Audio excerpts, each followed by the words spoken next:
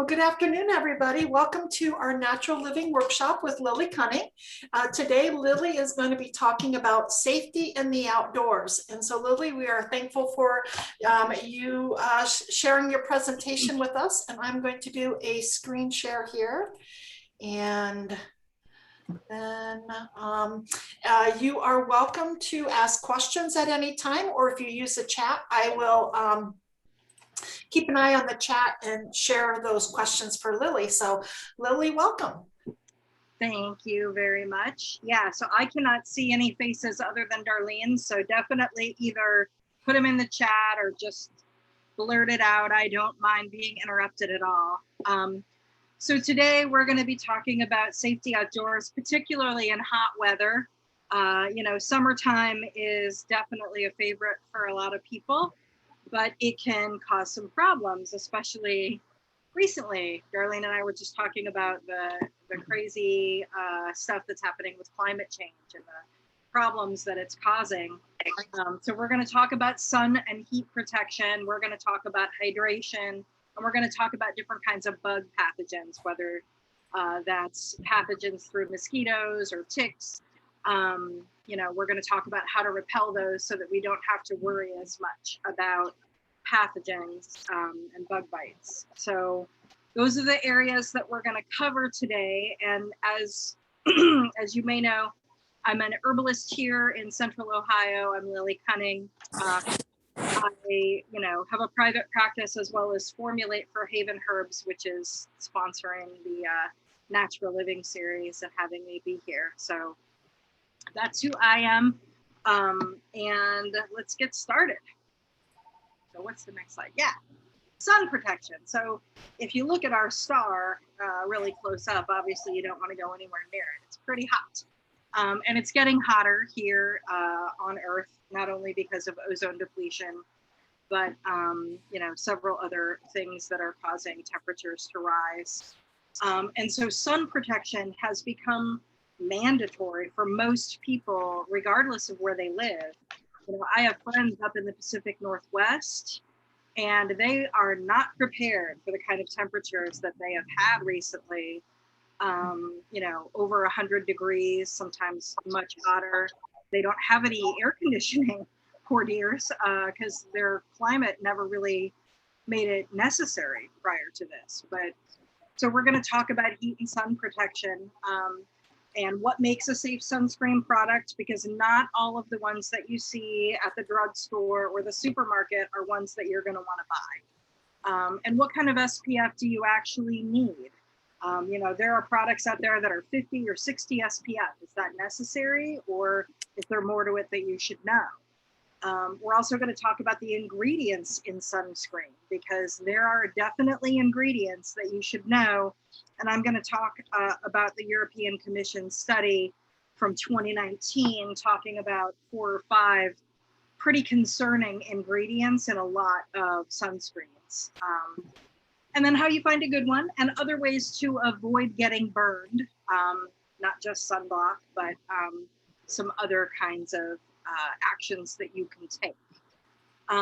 So let's talk about safe sunscreen. So most of us, have access to sunscreen pretty much anywhere we go. You can buy it at the gas station or the supermarket or the drugstore, or you can buy a much more expensive sort of artisanal product, but you should know that they're not the same. A safe sunscreen is a mineral-based sunscreen. And the 2 minerals that have been shown to be effective as a sunscreen are either zinc oxide or titanium oxide, not chemical-based sunscreens. The problem with chemical-based sunscreens are several-fold. One, they only block UVA. They don't also block UVB. So you're still getting UV light when you get a chemical sunscreen. Number 2, they often don't block the sun. They permeate the skin and sometimes go directly into the bloodstream as well. And these are endocrine disrupting chemicals that are potential carcinogens. We're waiting to hear back from the European Commission on their carcinogenic properties. but chances are if they're endocrine disrupting, then they're also carcinogenic. And so these ingredients are oxybenzone, octizazate, they're so hard to say, octizazate, oxalisate, and octocrylene, homosalate, and avobenzone. And I have a handout coming to you after this class is over so that you can try and mispronounce those ingredients too. They're all listed on the handout so that you don't have to remember and try and take furious notes. But those, within the past year or so, the European Commission has looked at those and determined that they are unsafe, and they are reducing the concentration limit for those ingredients between 1.4 and 2.2%. Here in the United States, those chemicals are used in sunscreen quite a lot, and they're allowed to use 6 to 15%, which is considered unsafe by the European Commission. And just so you know, if you haven't come to one of my workshops before, I tend to rely on scientific studies from either the European Union, a country in the European Union, or a country in Asia. And the reason that I do that rather than US studies is because those studies are publicly funded, they're taxpayer funded, and there's no inherent conflict of interest. In the United States, companies do their own research and submit it to the FDA, and that has led to biased research, that has led to faulty research, and subsequent, recalls if the product ends up being unsafe. I would much rather take the profit margin out of science, the profit margin out of healthcare, and rely on studies that are publicly funded. And so when I quote these things, I quote them because I find them to be more reliable. So anyway, that study was done in late 2019. And again, standards in the EU have changed as a result, not in the United States. So I would avoid the kinds of sunscreens that you see here on the screen, the things that you can pick up pretty much anywhere, because if you look at it, there's like 50 SPF, 70 SPF.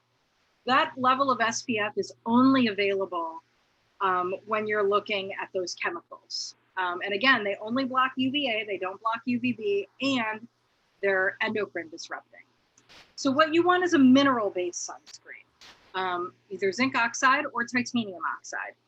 And the size of the particle, the nanometer of the little square of mineral matters. And so it will say in the product, either on the website or the product packaging itself, that it is a non-nanoparticle. What that means is the size of the little piece of mineral is large enough that it's not going to permeate your skin or go into your bloodstream or your fat tissue.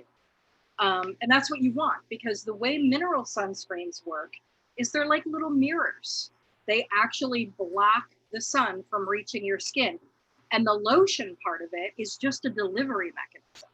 And so when you're applying a mineral sunscreen, you're going to know it, because when you apply it, it's white and you got to rub and rub and rub and rub to get it to go clear. Otherwise, you kind of look like a ghost. And that's what you want. I know it's inconvenient and I know it's annoying, but that's what you want. It's better than those chemicals that can harm your endocrine system. Just a little bit extra rubbing, that's all. And so again, non-nanoparticle is what you're looking for, and the package will really say it if it is. You also want to go for 30 SPF or lower. Now, 30 SPF, people ask, why wouldn't you go for 50 or 70 or whatever the packages say? And that's because those are only achievable through those chemicals. 30 SPF is really the highest concentration of minerals that you can absorb into a lotion readily. It's about 25% of a sunscreen lotion formula would be the minerals. I know because I make it. Haven Herbs has a sunscreen and I make it. I'm responsible for the formulation. And yeah, it works really well. It goes on white, it rubs in clear. It's 30 SPF. Maybe a little higher because we use coconut oil in the formula and that has some natural SPF. but it's not quantifiable. So we always say 30 plus SPF. And you also want to buy a sunscreen that has minimal ingredients, because what you're doing is you're getting minerals, the titanium and zinc oxides, and you're delivering them to coat your skin.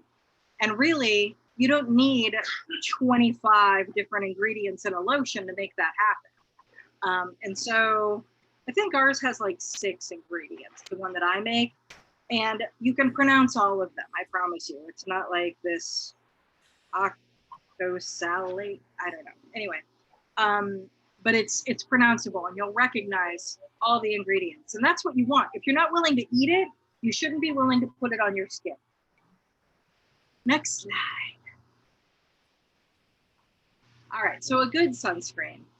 I prefer locally artisanally made body care products. And the reason is the minimal ingredients, the ingredients that are good for you that you could possibly eat if you wanted to, although it might not taste very good, rather than nationally distributed.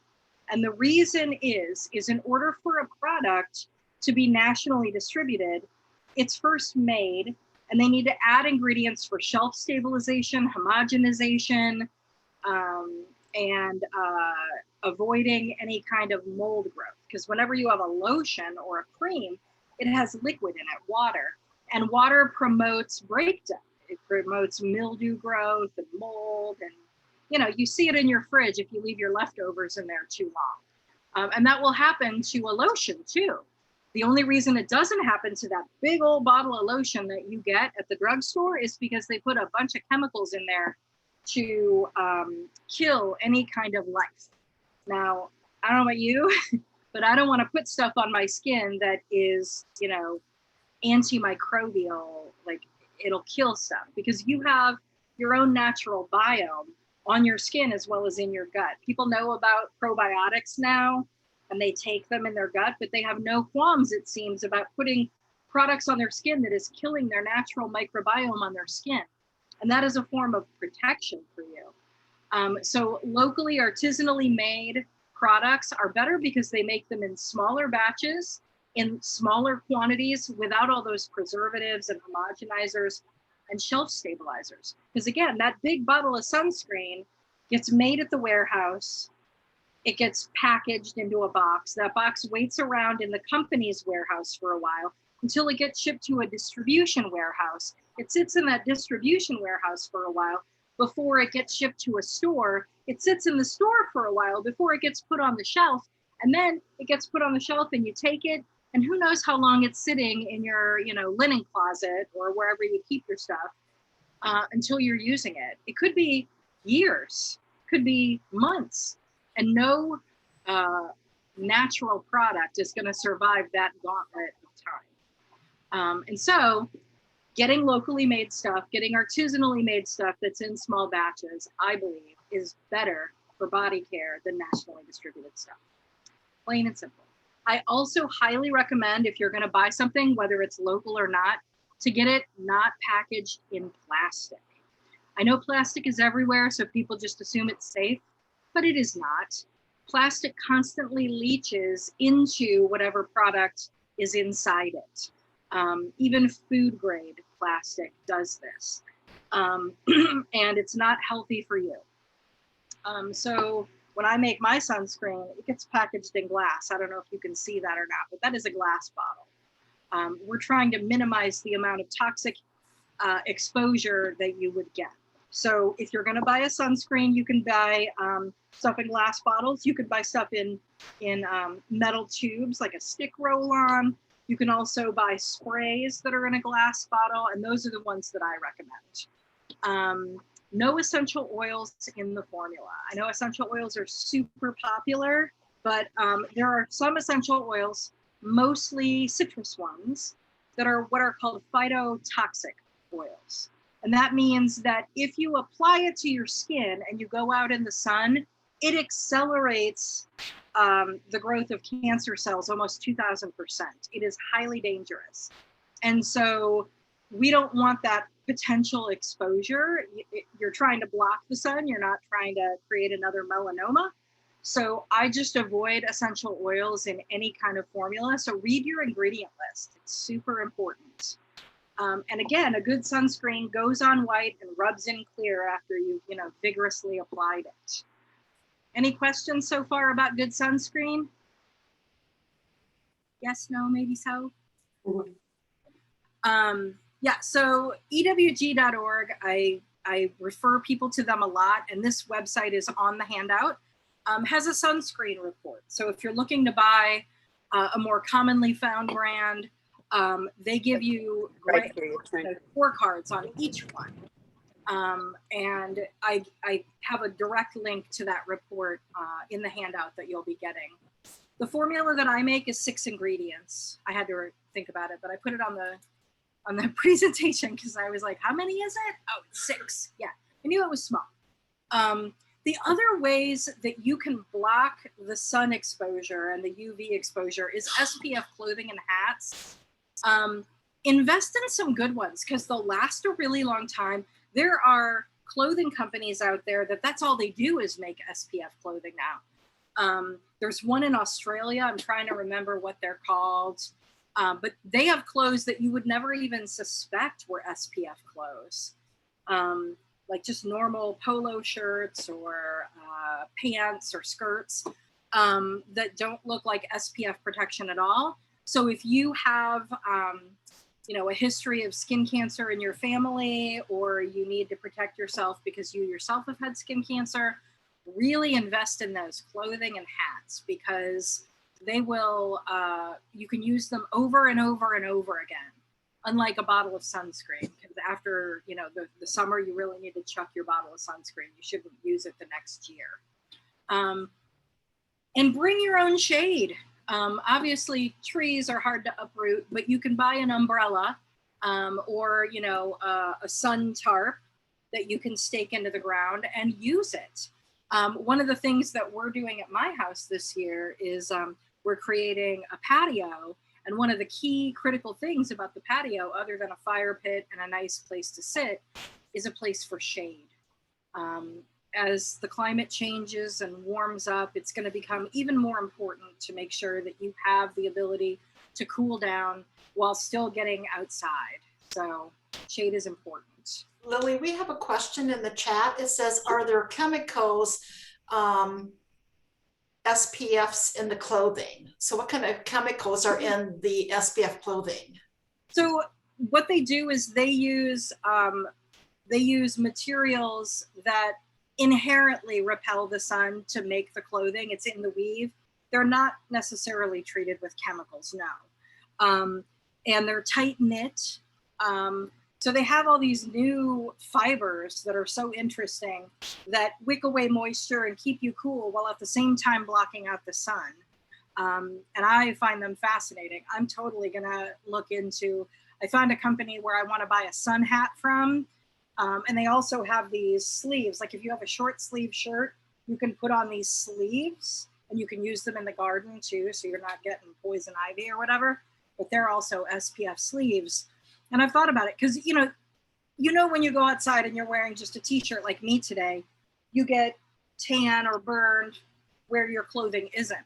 Well, the SPF clothing is guaranteed to repel a certain amount based on the fabric that they're using and the weave, how tight the weave is. So it's going to be better for you than just regular clothes. And like I said, if you have a history of skin cancers, investing in those sorts of things is a good bet for sure. And those sleeves sound perfect for if you're driving a long distance, because of, visiting family. It's 2 hours in the car and my left arm is always burning and I'm trying to find shade in the car from the window. So that sounds like something I need to definitely look into. Yeah, and for shade in the car, they actually make these cool, they market them for new parents who have babies, but you can actually use a suction cup and they have like a little sunscreen that pulls down like a shade and you can still see out because it has holes that you can see out, but it blocks so much of the sun. And so that would be a really great thing to invest in too, cooling down the car naturally without having to, do all kinds of crazy stuff like putting up blankets in your in your window. And then we did have in the comment, somebody shared that Solibari, Solibari is the Aussie SPF clothing company. Yes. And I was impressed with their selection. I would wear some of those clothes for sure. So yeah, if folks want to copy that down from the chat, I really liked them. And I think they have free shipping to the US over a certain amount. So even though it's Australian, it can be affordable if you're making a first time investment into SPF clothes. All right, next. Hydration. So this is becoming super important. Things are getting hotter. Most people are dehydrated most of the time, I find. And it causes a lot of things that you wouldn't necessarily think about. Yeah, you get thirsty and your mouth is dry, but it also causes brain fog, headaches, all kinds of things that impact you adversely. We'll talk about those in a minute, but what is the right amount of water to drink? And are other beverages okay to drink in lieu of water? You know, can you drink a nice coffee and have that count? And what kind of bottles or containers should you be, using for your hydration? So let's think about it. So with the dehydration symptoms, it varies whether you're an adult or a child. But for adults who are here in the chat, like headaches, dizziness, confusion, your urine is a lot darker than it has been. Like your urine should be a very pale yellow, like the barest scant of yellow. It should be mostly clear. And if you've got bright yellow urine or dark yellow urine, you need more water intake. And it's so easy to not get enough water when it's hot like this and we're sweating a lot. It can also just cause you to be super tired. I mean, already the heat kind of makes you poop out faster, especially if you're spending any time in the garden. But if you're hydrated, you can do more stuff. And with kids, they can't really tell that they're dehydrated. They may be really thirsty, but a lot of times they just don't understand what's happening to them. And so you'll see that they're, flailing around and cranky. And you think, oh, they need a nap, but really they just need a bottle of water. So keeping an eye on dehydration symptoms. And when in doubt, drink 8 ounces of water. Like, just do it. It's not going to hurt you.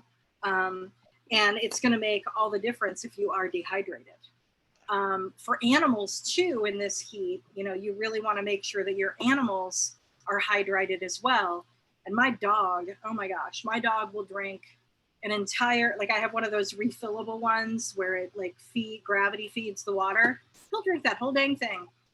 So I have to keep him from doing that. But when you're looking at a dog or a cat, if you grab their skin and let it go, it should snap immediately back and go flat.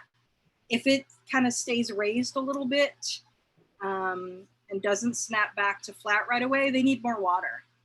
And cats especially, they're supposed to get their water from their food mostly. And people who feed dry food really need to make sure that their cats drink enough water, because it's not what they were biologically adapted to eat. They're supposed to eat moist meat food with moisture in it. And so a lot of cats just don't drink enough. All right, next slide. So everyone's at risk for dehydration, but there are several populations that are more at risk. So obviously children and the elderly, on different ends of the age spectrum, are definitely at risk.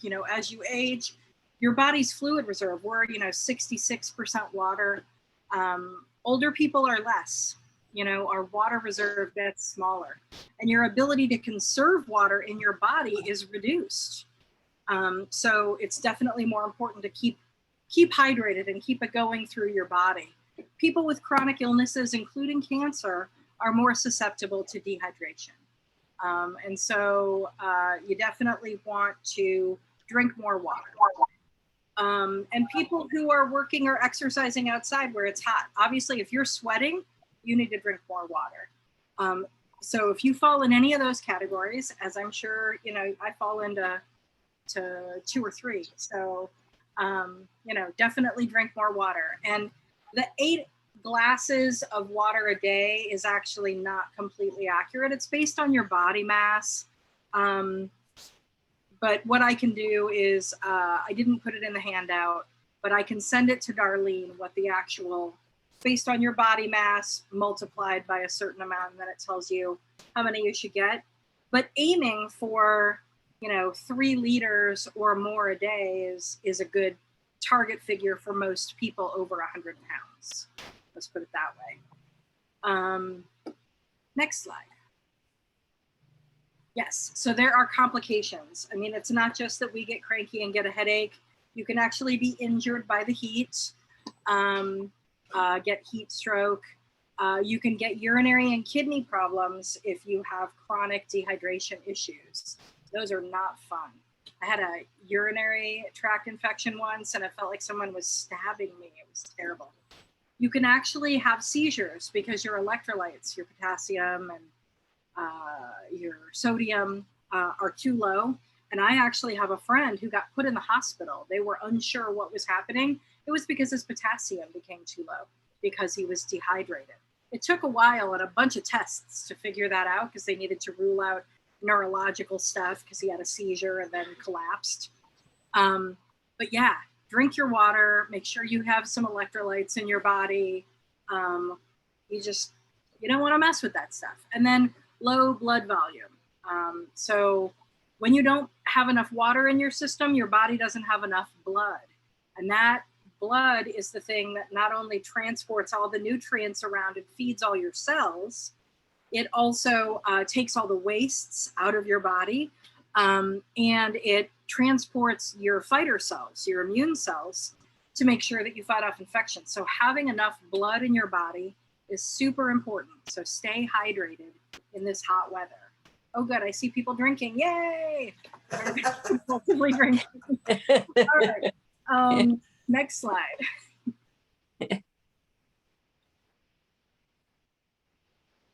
All right. Yeah. So to prevent dehydration, obviously drinking water and foods high in water. Today, I knew it was going to be a hot one. So I was worried about my chickens being out in the heat. So you know what I did? I froze a ginormous watermelon and I put it out in their pasture so that they could peck on frozen watermelon. And because they won't go in the water. Chickens hate water. They'll drink it, but they won't like bathe in it to cool off. If you've ever heard that phrase, madder than a wet hen, it's totally true. They really hate it. So, you know, you have to find other ways to keep them cool. And so frozen watermelon is what I did today because it's going to be a hot one. But if you have been vomiting or have had diarrhea, you are dehydrated. And so you need more water. And one of the things I've been asked, especially when somebody has like a stomach bug and they're trying to keep hydrated while they're treating the bug and they're just nauseous anytime they put anything in their belly, I tell them a tablespoon of water, tea, or broth is enough to, like every 5 minutes, I literally set a timer on my phone for 5 minutes. And every 5 minutes, I give that patient a tablespoon of some kind of liquid, nourishing liquid, whether that's water or tea or broth. And I do it every 5 minutes, and it's enough to keep them hydrated, but not enough to upset the tummy. So, you know, even if you're sick, you can stay hydrated. If you're doing strenuous exercise, particularly in the heat, if you are, you know, exercising to the point of like you collapse in a heap, or you're shaking afterwards, that's strenuous. So you want to make sure that you get enough hydration in the beginning of the day before your workout, taking sips throughout your workout, and making sure afterwards when you're resting and stretching that you take some more water. In extreme weather, hot or cold, you can easily get dehydrated. It's funny, like, so I moved here from California, in a very temperate part of California where it's like 72 degrees with a breeze all the time. And so this extreme hot and cold weather really had me confused. I was like, what is all this humidity? This is crazy. But also the cold. I had no idea that my skin would just dry up in cold weather. Like, it didn't make any sense to me. I'm like, there's water there's snow on the ground, there's ice everywhere. Why am I dehydrated? And it's because the air is no longer humid and it just sucks all the moisture out of your body. So cold weather too can dry you out. And so you have to think about drinking additional water if we're in extreme hot or cold. And illness, if you are ill, you need to drink more because you're helping your blood bring all those fighter cells to different parts of your body to fight illness. Any questions about dehydration before we move on to creepy crawlies? Nothing in the chat. I also wanted to say, invest in a good water bottle that's either glass or stainless steel. And also, the other thing that people don't think about is invest in some sort of sling that can hold your water bottle for you and you can be hands-free. Because the obstacle to staying hydrated on high heating is carrying the water bottle. But if you have something that allows you to carry the water bottle hands-free, you're much more likely to take it along. So a glass or a stainless steel water bottle and some kind of transport, a sling or a belt loop or something that will hold on to your water bottle for you. Invest in those things now. It's sort of a climate change necessity. Did you say that there was a question in the chat or should we move on? There was no question, so we can move on. Okay. So now we're going to talk about the creepy crawlies. And I apologize for the picture. Every time I see a tick, I just get creeped out. But we have to talk about them. And, I have a ton of them on my farm, which is why I'm also glad I have pastured chickens because they take care of a lot of them. But mosquitoes and ticks, not only are they gross and they suck your blood and they, mosquitoes especially, I find it super spiteful that not only do they take your blood, but then they inject you with itchy venom that makes you scratch.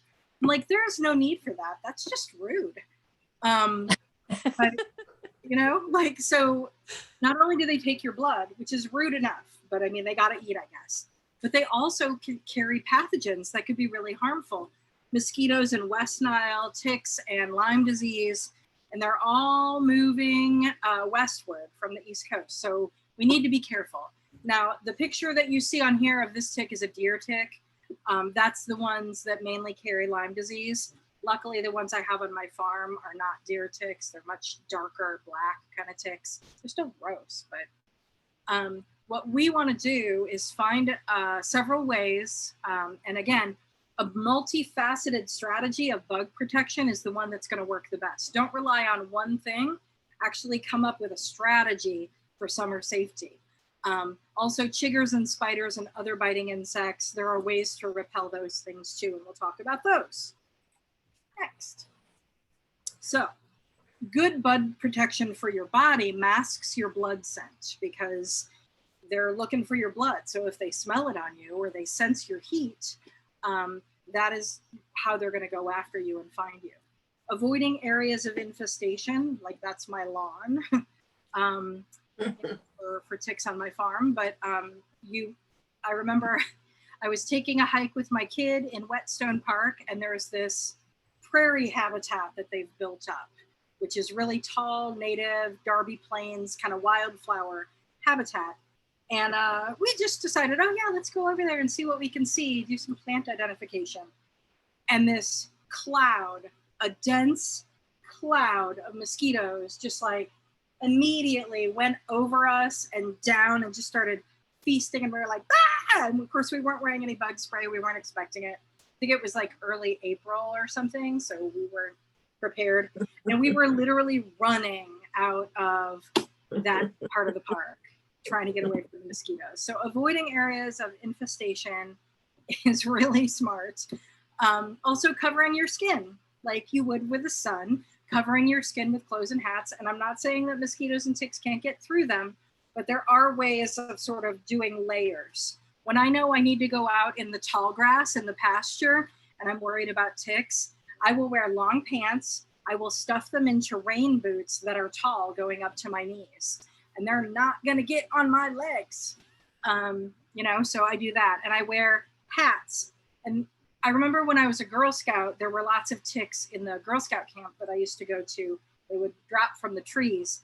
And so I had this Foreign Legion hat. I don't know if you've ever seen them. They look like a baseball cap kind of, but they have these flaps on the back to protect your neck from ticks. So I had one of those that was my camp hat.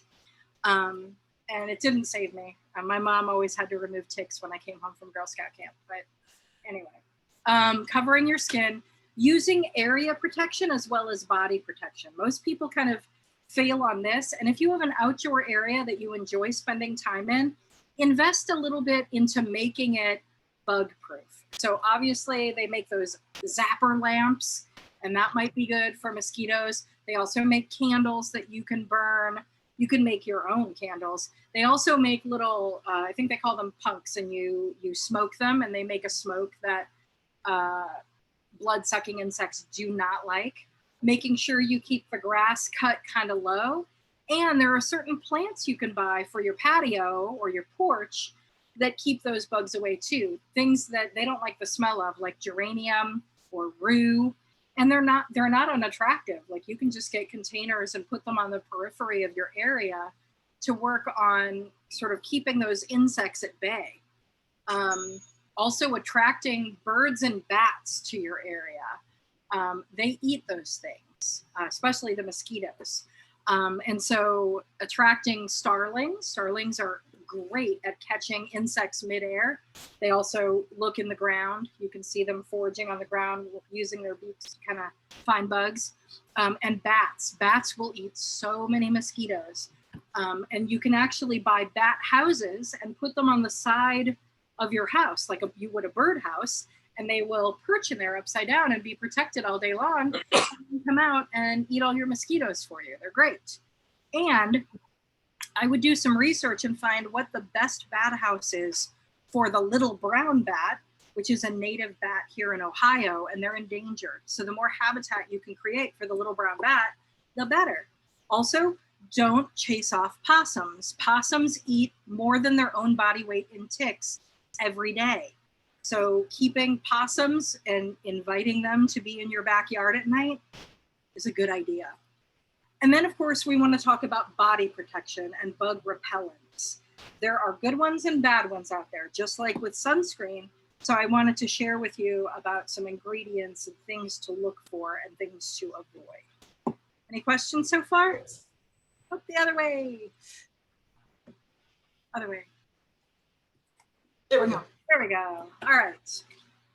So DEET is marketed by the commercial bug repellents as like the primo sort of top of the line, scientifically sound chemical that repels mosquitoes. And it does, but it's also not safe for you, especially in high concentrations, and it's not safe to inhale. So you're using an aerosolized version of bug spray that you're obviously inhaling some of it. It's not good for you. So there are alternatives, and the alternatives have actually tested more effective than DEET in lab tests, particularly 2 essential oils that are found in a lot of alternative and natural bug repellents. So you can use essential oils, you can use herbs and plants, and you can use smoke to repel bugs from your body. What was that? Okay, next slide. Yep. Oh, no, previous slide, sorry. I thought I had another one in there, but I guess I didn't.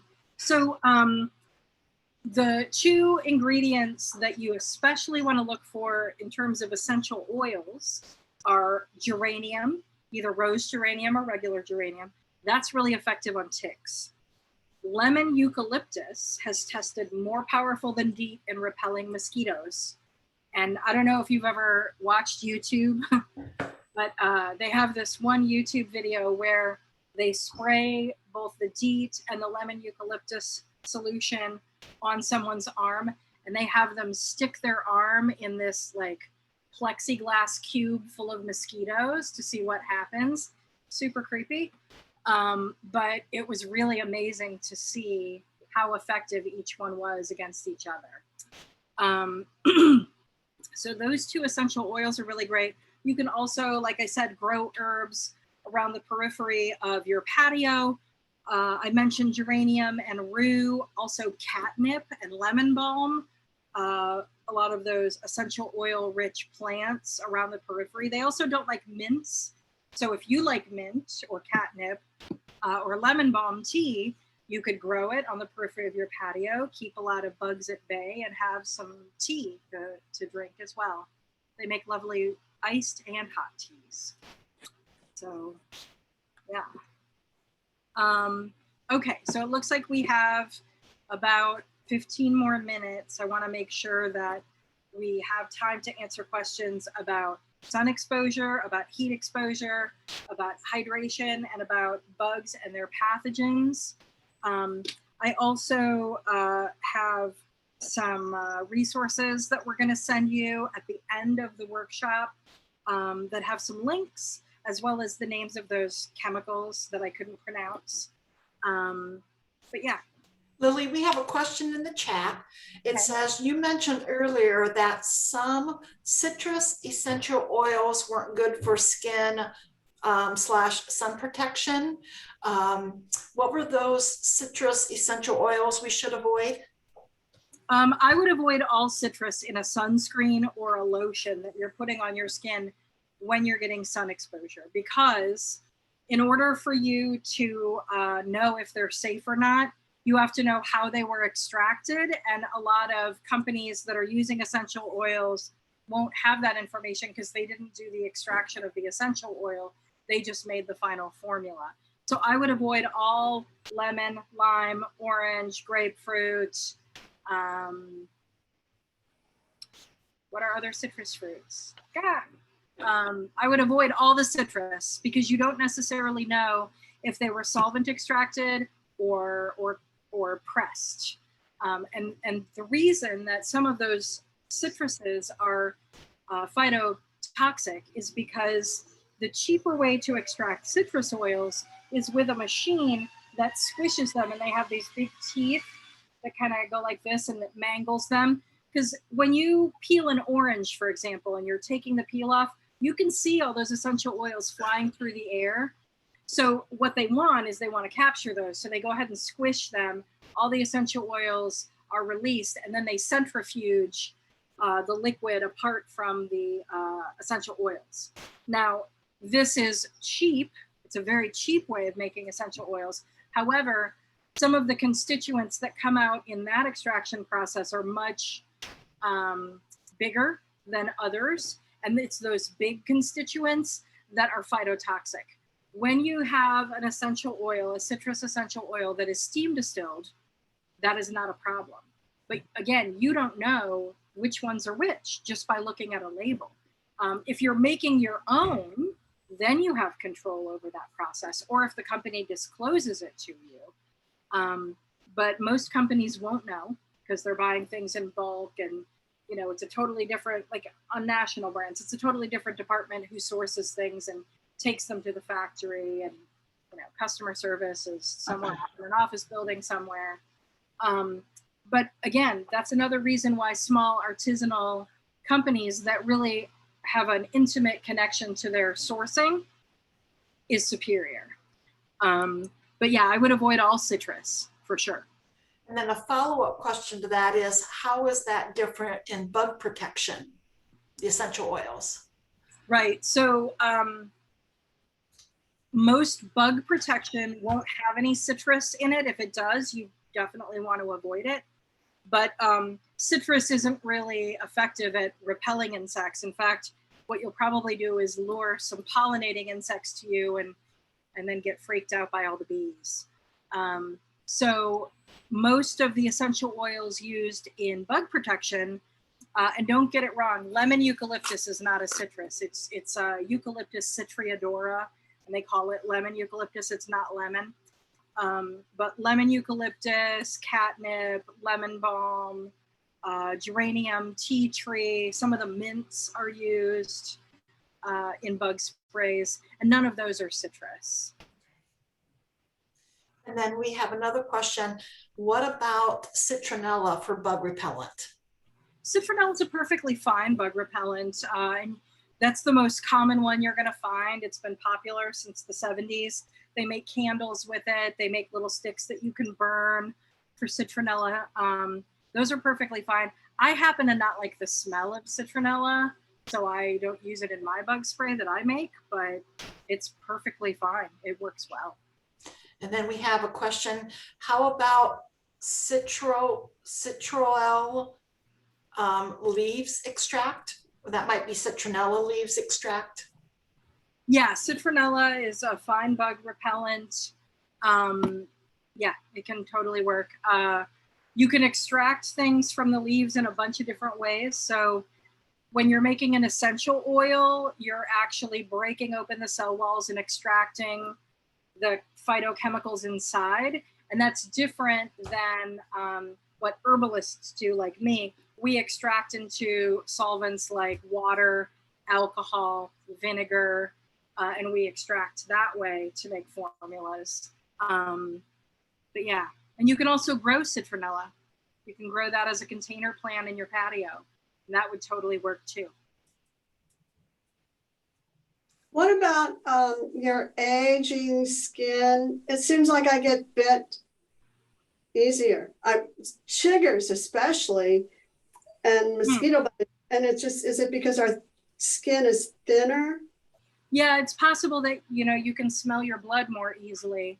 One thing that people can do, which is a natural thing and actually super healthy, to sort of change the smell of your blood by regularly upping in the summer your vitamin B complex intake. So B vitamins make your blood stinkier. So does garlic to those critters. And so regularly consuming garlic and B vitamins and food sources high in B vitamins are going to help. I tend to use nutritional yeast for my B vitamin increase. I don't like taking synthetic sourced vitamins, and so I like to get my vitamins from food. So anytime I eat popcorn, for example, I use nutritional yeast as a condiment on it. A little butter, a little salt, little nutritional yeast. Kind of tastes cheesy and nutty.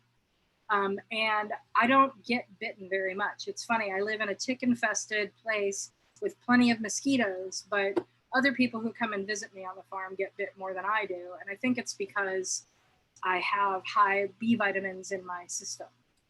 Okay, thanks. Yeah, you bet.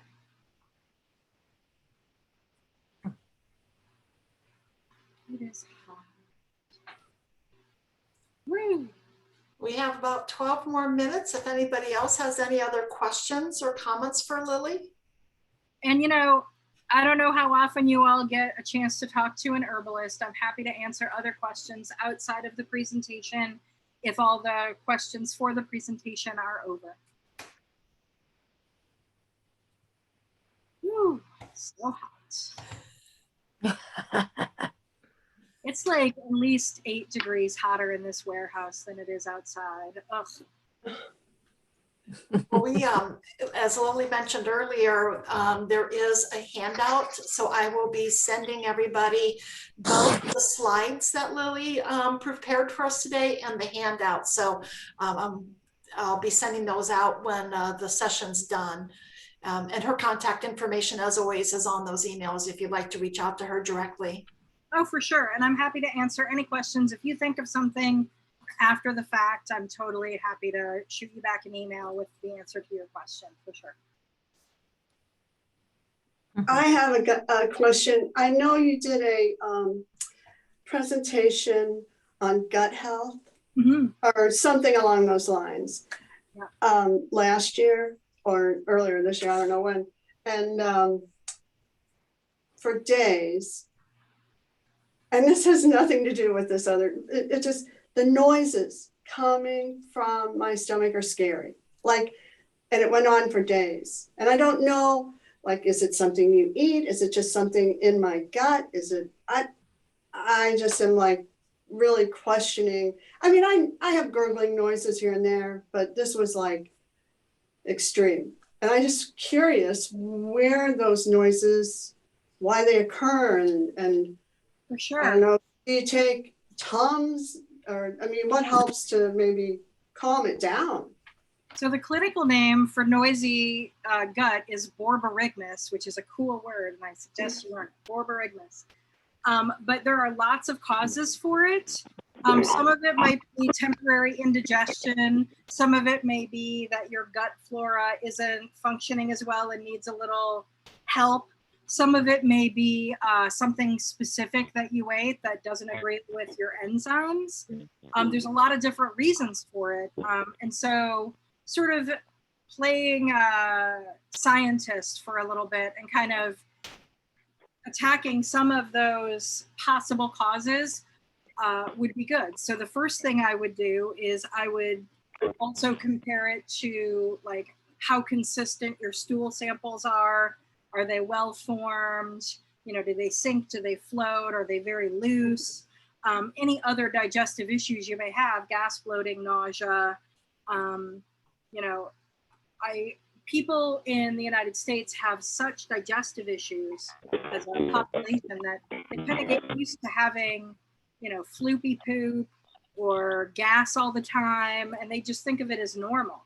And more people are on these proton pump inhibitors, PPIs, not a long-term solution. And so I would suggest you look at things and try and figure out, okay, based on this set of symptoms, whether it's just noisy stomach or it's also noisy stomach accompanied with gas pain or noisy stomach accompanied with diarrhea, trying to figure out, okay, well, maybe I need digestive bitters, which is a digestive tonic that helps stimulate proper functioning. And that includes enzyme and insulin and bile production. Or maybe it's that you need more probiotics in your system. Maybe you recently had an illness that caused diarrhea, or maybe you took some antibiotics recently and now your gut flora isn't helping you to digest your food anymore. And so it's really noisy in there. You could try some pre and probiotics. Or maybe you have gas and bloating, and maybe you're eating something that you've always eaten and never really noticed until recently that it doesn't really agree with you. Some things that help with that, like with beans, you can take the enzyme that's in Beano to help you digest things. Bromelain is an enzyme that comes in pineapple. You could eat more pineapple to help with digestion. But yeah, the borborygmus is a symptom of something, and we need to figure out what it's a symptom of. Gotcha. All right. Thanks. You're welcome. Like onions, like I never was bothered by onions, maybe onions, raw onions. I had some. Yeah. Like I mean, maybe that's the only thing I can think of that I've just, I don't know. Okay. Yeah, that could be. Okay. Thanks.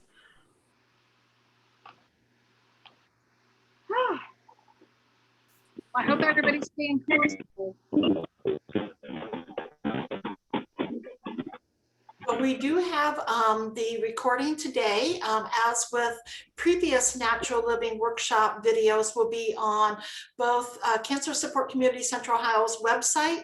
And then also if you go to YouTube and you just search Cancer Support Community Central Ohio, all of our videos will pop up, and then you can find Lily and her previous sessions that way as well. And then in August, Lily will be back with us for herbs for vitality and aging. So that'll be August the 11th at noon. So if anybody, we still have just a couple more minutes. If anybody else has any last minute questions or comments for Lily for today's session. No questions, just enjoyed the information. Thanks a lot, Lily. You're very welcome. I've got to run. Thank you. Bye-bye. Bye, Heidi.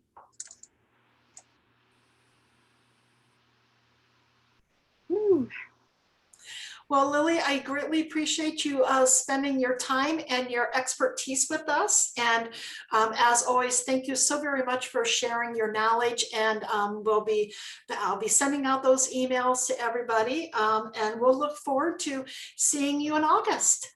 All right. Thanks so much, everybody. Thank you. Stay